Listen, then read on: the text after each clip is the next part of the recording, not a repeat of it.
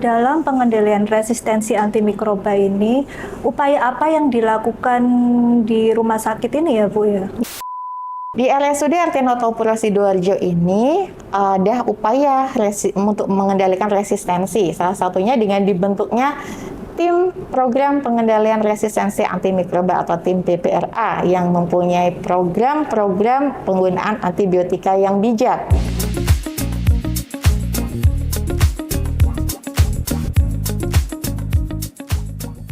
Assalamualaikum warahmatullahi wabarakatuh. Waalaikumsalam. Salam sehat untuk kita semua. Senang sekali saya Weni Kristanti hadir dalam acara podcast Kapsul Percakapan Profesional dan Solusi Kesehatan. Dalam rangka memperingati Pekan Kesadaran Resistensi Antimikroba Sedunia yang diselenggarakan pada tanggal 18 hingga 24 November, maka RSUD RT Noto Puro Sidoarjo mengadakan beberapa kegiatan.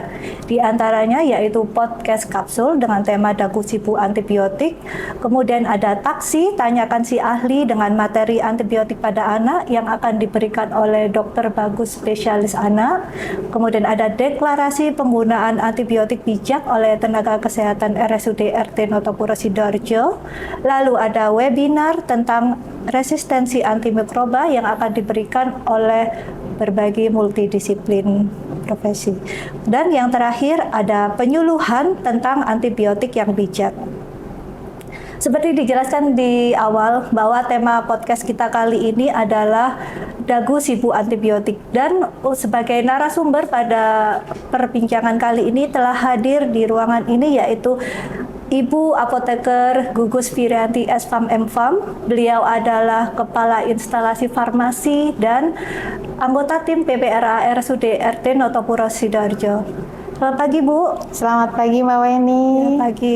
Sehat ya Bu ya? Alhamdulillah, tetap sehat, tetap manfaat. Baik Bu, mengawali perbincangan kali ini, mungkin bisa dijelaskan kepada sobat sehat semua tentang apa sih antimikroba itu Bu? Ya. Sobat sehat semuanya, antimikroba adalah obat yang digunakan untuk mengatasi infeksi. Bisa disebabkan oleh bakteri, jamur, virus, dan parasit. Untuk obat yang disebabkan untuk infeksi bakteri, biasa kita sebut sebagai antibiotik. Contohnya adalah amoksisilin kaplet 500 mg. Untuk obat mengatasi infeksi jamur, biasa kita sebut sebagai obat anti jamur. Contohnya adalah metronidazole tablet 500 mg. Untuk obat yang disebabkan oleh infeksi virus, kita sebut sebagai obat antivirus. Contohnya adalah acyclovir tablet 400 mg. Adapun obat untuk mengatasi infeksi yang disebabkan oleh parasit, kita sebut sebagai obat antiparasit. Contohnya adalah albendazole tablet 400 mg. Gitu Mbak Weni. Oh ya, berarti antibiotik itu merupakan bagian dari antimikroba ya Bu ya? Betul sekali Mbak Weni, bahwa antibiotik adalah bagian dari antimikroba. Untuk antibiotik, obat untuk mengatasi infeksi yang disebabkan oleh bakteri. Lalu Bu, bagaimana caranya resistensi antimikroba itu terjadi ya Bu? Ya, resistensi antimikroba atau yang biasa kita sebut bakteri kebal terhadap antimikroba itu disebabkan oleh dua hal. Yang pertama adalah penggunaan antimikroba yang berlebihan atau overuse. Di sini penggunaan antimikroba tidak hanya digunakan untuk mengatasi infeksi pada manusia, tetapi juga banyak digunakan pada peternakan yang bukan untuk mengatasi infeksi, tetapi juga untuk mempercepat pertumbuhan hewan ternak, dan tentu saja ini sangat keliru. Yang kedua, penyebab resistensi antimikroba adalah karena kesalahan atau ketidaktepatan penggunaan antimikroba itu. Antimikroba bisa didapat sendiri tanpa resep dokter. Ada peresepan yang irasional, bisa juga antibiotika palsu, dan penggunaan antibiotik yang tidak tuntas. Baik Bu, lalu seandainya terjadi resistensi antimikroba nih Bu, tapi semoga aja tidak ya Bu ya. Bahaya apa yang akan dihadapi oleh sobat sehat semua dan lingkungan? Ya, Sobat Sehat, resistensi antimikroba itu merupakan ancaman bagi kita semua, masyarakat bukan hanya di Indonesia, tetapi juga di seluruh dunia. Akibat resistensi antimikroba ini tentu saja sangat merugikan. Yang pertama, apabila penyakit yang disebabkan infeksi bakteri ini tidak teratasi, bakteri kebal, maka membutuhkan antimikroba jenis yang baru dan mungkin juga dosis yang lebih tinggi. Seperti kita ketahui bersama juga bahwa antimikroba golongan baru, jenis baru ini penemuannya sangat kecil sekali. Tentu saja hal ini bisa meningkatkan pembiayaan pengobatan atau peningkatan pembiayaan kesehatan. Dan apabila tidak teratasi, penyakit infeksi ini berisiko pada meningkatnya kematian. Dan kematian akan terutama terjadi pada pasien anak, orang tua, atau pasien yang mempunyai masalah dengan sistem imun atau imunosupresan. Bahkan WHO sendiri, Sobat Sehat, memprediksi apabila pengendalian resistensi antimikroba ini tidak kita lakukan mulai dari sekarang, akan ada kematian sebesar 10 juta jiwa per tahun yang disebabkan karena resistensi antimikroba. Tentu saja ini mengerikan ya Mbak Weni ya. Iya, mengerikan sekali ya Bu, dan tentunya mengkhawatirkan sekali ya Sobat Sehat semuanya. Kemudian Bu, langkah dan upaya apa yang bisa kita lakukan untuk mengendalikan resistensi antimikroba ini? Iya. Jadi upaya yang kita lakukan untuk pengendalian resistensi antimikroba ini tentu saja menggunakan antibiotika secara bijak. Bahkan sudah banyak nih Mbak Wen, Sobat Sehat semuanya apabila di YouTube melihat sosialisasi dari Gema Cermat yang dilakukan oleh Kementerian Kesehatan dalam program penggunaan obat rasional itu menyebutkan ada 5T. Bijak menggunakan antibiotika. Yang pertama adalah tidak membeli antibiotik sendiri tanpa resep dokter. Yang kedua adalah tidak menggunakan antibiotik selain untuk infeksi bakteri. Yang ketiga adalah tidak menyimpan antibiotik sebagai persediaan obat di rumah. Dan yang keempat adalah tidak memberikan antibiotika sisa kepada orang lain. Dan 4T ini sesuai dengan materi podcast kali ini ya Mbak Wen ya? Iya Bu. Tentang dagu sibu. Dagu sibu antibiotik ya. Lalu Bu, mungkin bisa dijelaskan Bu, dagu sibu antibiotik itu bagaimana ya? Iya, dagu sibu itu adalah suatu akronim atau singkatan yang juga disosialisasikan oleh Kementerian Kesehatan yang terdiri dari da, gu, si, dan bu. Da ini adalah dapatkan. Antimikroba atau salah satunya antibiotik yang kita kenal ya, untuk mendapatkannya harus menggunakan resep dokter karena antibiotik itu termasuk obat keras. Penggunaannya harus di bawah pengawasan dokter dan apoteker. Kemudian yang kedua adalah gu, yaitu gunakan. Antibiotika hanya digunakan untuk mengatasi infeksi yang Mbak Wen ya dan Sobat Sehat semuanya. Prinsip penggunaan obat antibiotik maupun obat yang benar adalah tepat diagnosis, tepat indikasi, tepat pemilihan obat, tepat dosis, tepat cara atau aturan pakai, dan lama pemberian obat, serta tepat informasi obat.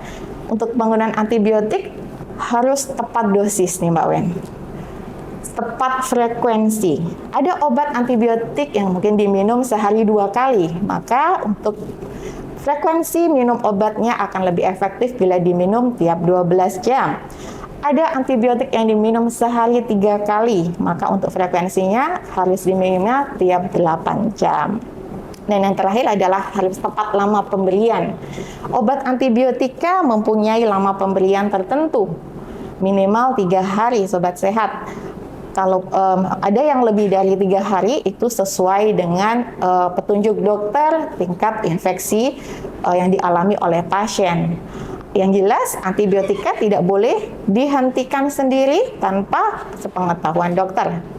Karena apabila dihentikan sendiri atau tidak tuntas maka bisa jadi bakterinya belum mati sehingga infeksinya belum tuntas dan malah berpotensi terjadi resistensi antimikroba. Yang selanjutnya setelah gu adalah si. Si adalah simpan. Di sini obat antibiotika maupun obat yang lain harus disimpan sesuai dengan petunjuk penyimpanan yang tertera pada kemasan.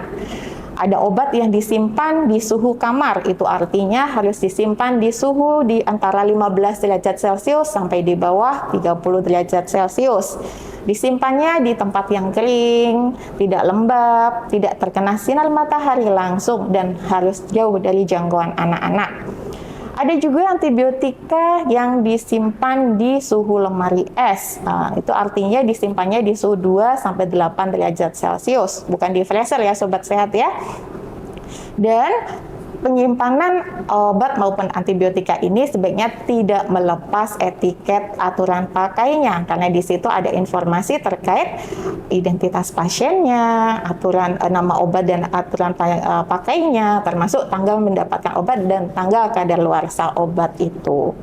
Yang terakhir adalah artinya buang. Untuk antibiotika yang rusak dengan ditandai adanya perubahan warna, bau, rasa, maupun obat antibiotika yang telah kadaluarsa, maka untuk membuangnya tidak boleh sembarangan sobat sehat, karena beresiko disalahgunakan oleh orang lain. Bagaimana cara membuangnya? Untuk antibiotika sediaan padat, contohnya tablet atau kapsul, maka etiketnya dilepas dulu, kemasannya dibuka, kemudian obat tablet itu atau kapsul dihancurkan baru dibuang. Apabila sediaan antibiotik berupa sediaan cair, misalkan sirup atau suspensi, maka cara membuangnya setelah dilepas etiketnya, dibuka tutup botol, dan cairan itu diencerkan dulu dengan air atau dengan tanah, dan sebisa mungkin wadah botolnya juga dihancurkan supaya tidak disalahgunakan. Begitu sobat sehat. Ya.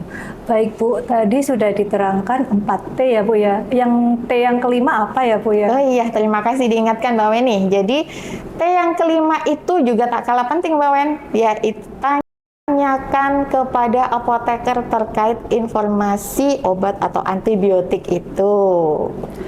Di RSUD RT Notopuro Sidoarjo ini apakah ada Bu layanan tentang pemberian informasi obat oleh apoteker? Ada Mbak Wen, jadi layanan pemberian informasi obat kepada pasien di RSUD RT Notopuro ini ada dan diberikan oleh apoteker kepada pasien tidak hanya rawat inap tetapi juga rawat jalan. Untuk pasien yang membutuhkan informasi lebih dalam terkait obatnya, untuk mencegah masalah terkait obat, maupun untuk mencapai efek pengobatan yang optimal, maka ada layanan konseling. Ada layanan konseling yang diberikan oleh apoteker di ruangan khusus sih, sehingga jangan khawatir, sobat sehat akan terjaga kerahasiaan kesehatannya. Ya, kemudian Bu, dalam pengendalian resistensi antimikroba ini, upaya apa yang dilakukan di rumah sakit ini ya Bu ya? Ya, di RSUD RT Notopuro Sidoarjo ini ada upaya untuk mengendalikan resistensi. Salah satunya dengan dibentuknya tim program pengendalian resistensi antimikroba atau tim PPRA yang mempunyai program-program penggunaan antibiotika yang bijak. Salah satunya adalah adanya restriksi atau pembatasan pelayanan antibiotika sesuai dengan pengelompokan WHO Mbak Wen. Jadi ada antibiotika itu dibagi 3 golongan nih. Ada golongan akses, watch, dan reserve. Dan kita memberikan layanan ini sesuai dengan ketentuannya. Yang kedua, kita juga menyusun atau mengeluarkan buku pedoman penggunaan antibiotik. Kita juga membuat peta kuman tiap tahunnya, mengeluarkan peta pola kuman. Selain itu, kita juga ada tim penatagunaan antibiotika atau tim PGA yang terdiri dari multidisiplin profesional untuk membahas atau diskusi di penanganan kasus infeksi yang berat. Dan kita juga melakukan promkes, salah satunya yang seperti ini, promosi kesehatan kepada masyarakat untuk aktif melakukan pengendalian resistensi antimikroba. Dan juga kita punya salam Mbak Wen, salam PPRA. Salam PPRA, resistensi no antibiotika bijak. Yes, begitu Mbak Wen. Keren sekali ya Bu ya. Kemudian Bu, terakhir mungkin ada pesan kepada sahabat sehat semuanya tentang resistensi antimikroba ini. Iya. Sobat sehat semuanya, resistensi antimikroba itu adalah masalah kita semuanya. Jadi tanggung jawab ini bukan hanya menjadi tanggung jawab pemerintah dan tenaga kesehatan, tetapi juga menjadi tanggung jawab semua masyarakat. Masyarakat mempunyai peranan penting karena masyarakat yang sebagai pengguna obat.